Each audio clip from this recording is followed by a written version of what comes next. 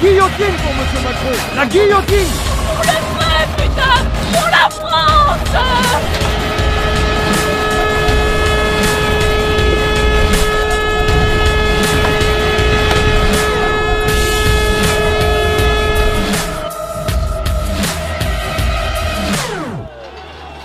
2 heures déjà qu'ils sont noyés par les canons à eau et les gaz lacrymogènes. Asphyxiés, sonnés, avant même qu'ils aient pu tenter quelque chose.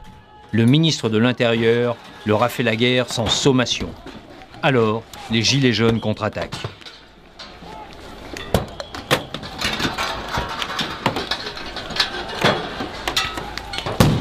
Étrange stratégie du maintien de l'ordre. Les Champs-Élysées hermétiquement bouclés et des CRS en nombre insuffisant pour protéger le tombeau du soldat inconnu, comme si l'on souhaitait une profanation. Entre les deux, le balai des lanceurs d'eau et des tirs continus de grenades lacrymogènes.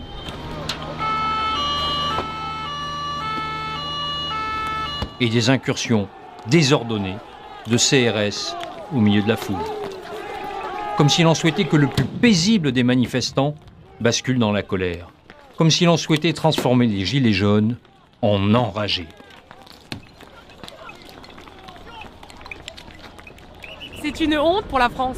C'est une honte pour les droits de l'homme. C'est une honte pour la République, ce qui se passe aujourd'hui. Regardez, on est pacifique, on est tranquille, on est en train de fumer une cigarette, on se fait gazer. On essaye de parler avec les CRS, ils nous disent de dégager parce qu'ils ont peur de nous. Mais vous croyez vraiment que c'est la solution en fait? Ça fait 3 semaines que les gens sont dans la rue, qui crèvent de faim les gens, ils le disent, ils en peuvent plus et personne n'en parle. Monsieur Macron il dit qu'on est des extrémistes, on est des extrémistes, est-ce que j'ai l'air d'une tête d'extrémiste quand même? Je suis juste là pour dire qu'à la fin du mois, et encore à la fin du mois je suis gentille, à partir du 15 du mois, la moitié de la population est à découvert. On vit à découvert. Monsieur Macron, la seule chose qu'il a à nous dire, c'est vous n'arrivez pas à manger, on va vous changer vos fenêtres. C'est tout ce qu'il essaye de nous dire. Je suis pas contre l'écologie, je trie mes poubelles, je recycle mes déchets, j'ai un jardin. Mais maintenant, on est dans la rue parce que les gens ne nous écoutent pas. On nous dit qu'on pollue parce qu'on est obligé de prendre notre voiture. Mais nous, on n'habite pas à Paris, nous. Nous, on est dans des petits villages où on est obligé d'aller bosser. Et pour bosser, il faut prendre notre voiture. Moi, j'habite à Saint-Rambert-en-Bugey, c'est à côté d'Ambérieux.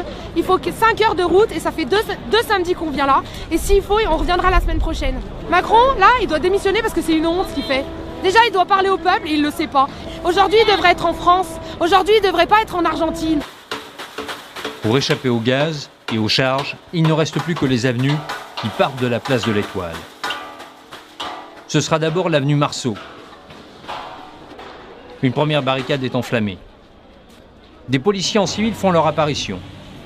Sont-ils là simplement pour procéder à des interpellations ou pour rajouter à la confusion? Le tractopelle de la police entre en action pour déblayer les barricades. En face, les gilets jaunes reculent à peine.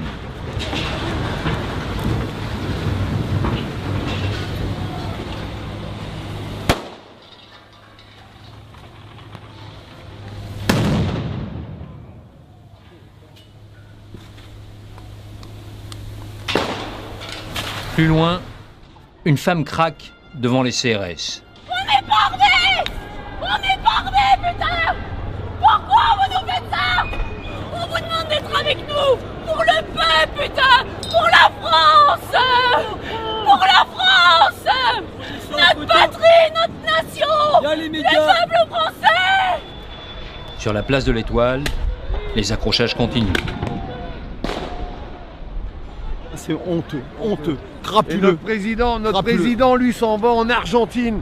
Alors pendant que monsieur se fait construire des piscines, retire l'ISF et retire 5 € au plus bas l'APL, retire des États, des contrats aidés, c'est de la fumisterie.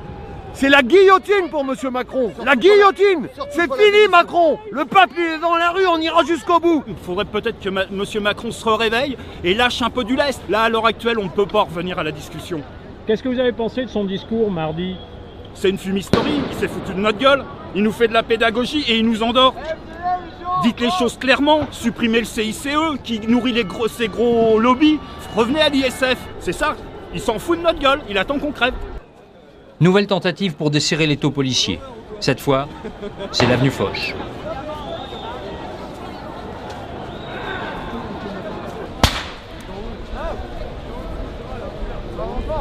Voitures en flammes pour ralentir l'avancée des forces de l'ordre.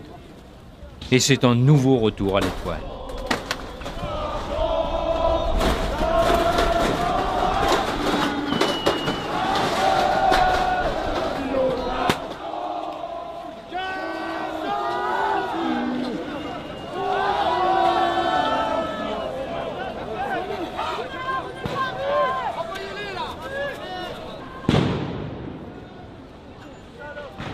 Cap sur l'avenue Kléber.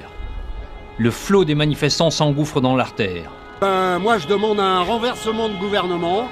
Et puis, Macron, il est bon à foutre à la poubelle. Parce que c'est le loi à la con et la preuve, il est parti dans un autre pays en se foutant de notre gueule. Il pense même pas à ce qui se passe dans son propre pays. Donc, faut déjà commencer par quitter l'Union européenne. Et avec ça, on aura gain de cause et on défendra nous-mêmes nos pouvoirs. La France aux Français. Merci. Les pompiers interviennent. Blasés. Les barricades se multiplient.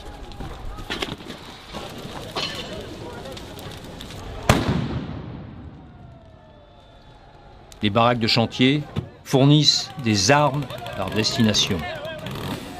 On s'attaque au mobilier urbain à la disqueuse. Et on fait d'autres rencontres, surprenantes, comme ce vétéran des chasseurs alpins en uniforme de cérémonie.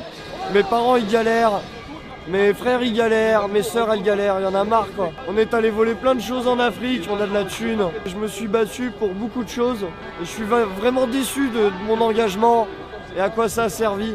J'ai fait l'Afghan et la Côte d'Ivoire. Tous nos anciens ils se sont battus pour avoir des libertés.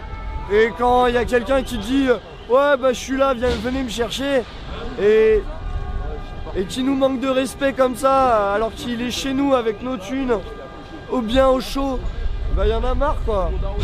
Et on sait pas l'expliquer autrement que par la colère au bout d'un moment. Il est un peu plus de 17 heures. Les voitures brûlent, des commerces sont dévastés. Le cortège s'effiloche. La violence a changé de nature. L'autodéfense collective contre les CRS et les gendarmes a fait place à une soif de destruction des riches et de leurs quartiers. Ce sont maintenant des militants d'ultra-gauche qui sont à la manœuvre. Autour d'eux, spectateurs, de nombreux gilets jaunes hésitent sur la conduite à tenir. Certains approuvent, sans participer. D'autres, consternés, quittent les lieux. Une poignée de pillards, indifférents au mouvement des gilets jaunes, profitent de l'aubaine. Encore quelques pavés, encore quelques grenades, c'est la place du Trocadéro. Et l'émeute prend fin. Pour ce soir.